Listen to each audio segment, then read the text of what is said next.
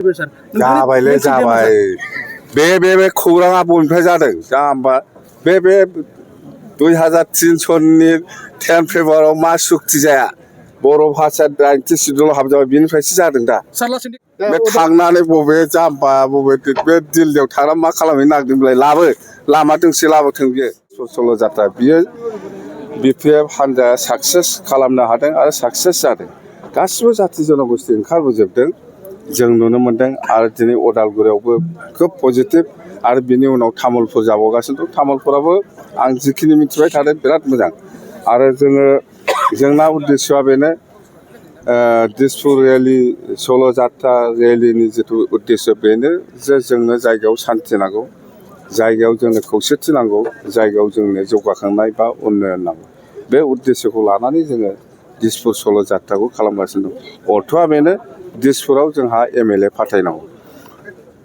BTC ओनसोलाव 15टा seat दङ 15टा सिटखौबो जोङो एनडिए हिसाबै 15टाखौबो दिसपुराव फाथायनाया जोंनि दायथ' आरो जोङो फाथायगोन 100%। बिजाथिखौ माब्ला फोसावगोन सार? बिजाथि फोसावनाया जेब्लानाखि इलेक्सन कमिसना इलेक्सन जासिगोन उमुक थारिखआव होननानै फोसावो बिनि उनावनो जोङो बिजाथिखौ फोसावगोन आरो जोङो दासिमबो बबे समस्यायाव सोर गेलेगोन जों बेखौ दाबो थिग खालामनो हायाखै। सार नोंथाङा मोनसे खोथा बुंनो जे रायजो सभा लकसभा गोबां दिनै इउपि मा बिटिसिआव मा मावगोन जुदि हाजो बानायनांगौआ बिटिसिआव जुदि दालां बानायनांगौआ बिटिसिआव जुदि लामा बानायनांगौआ बिटिसिआव माबा मोनसे हस्पिटाल बानायनांगौआ बिटिसिआनो बानायगोन बे रायजो सभा एमपि बेसेबां खामानि दं। सार प्रमद सारा बुंदों दे दिनै नोंथाङा दिनै रिजार्भ बेंकनि फैसा बानायथ' हाया होनना बुंदों दिनै मेन गुदि जों दिनै दिसपुरजों आरो दिल्लीजों जगाजग थाबासो बेखिनिखौ उन्नयनखौ मावनो हागोन होनना बुंदों सार। सोर? प्रमद बर'आ बुंदों। प्रमद बर'आ बुंनायावथ' एक्सपार्ट लाबोबानो जाबाय ना जोंथ' दा बिटिसिआव थानानै दिल्लीजोंबो रायज्लायना फैसा लाबोदों दिसपुरजोंबो रायज्लायना फैसा लाबोदों बे थांनानै बबे जाम्बा बबे बे दिल्लीयाव थांना मा खालामहैनो नागिरदोंलाय लाबो लामा दोंसे लाबोथों बियो दिपेनाबो जे माने बिसायख'थि गेलेनो ओंखारनो नागिरदों गेलेबानो जाबाय जोंहालाय मा जोंहालाय बिपिएफसो।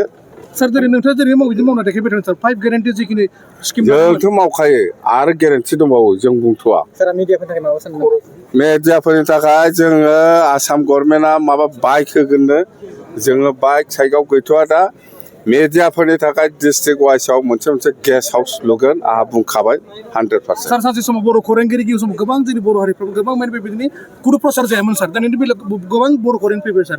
जाबायलै जाबाय बे खौराङा बबेनिफ्राय जादों जाम्बा बे 2003 10 फेब्रुवारियाव मा सुक्ति जाया बर' भाषा 90 सिडुलाव हाबजाबाय बेनिफ्रायसो जादों दा सार लासैनो खालामजाबाय गासिबो जालांजोबबाय। सार दिनै नोंथाङा किं मेकार बयबो बुङो मिथिगौ बाट नोंथां बुंबाय थायो जे अपोजिट पार्टी एसटि बेफारि बुंबाय थायो मानो थाखाय बिदि बुङो सार नोंथाङा गोबां दिनै अपोजिट पार्टी नोंथां बेबायदि डायलग होबाय थायो सार अपोजिट पार्टी पिपलफ्रा सार जाम्बालै बुंथों।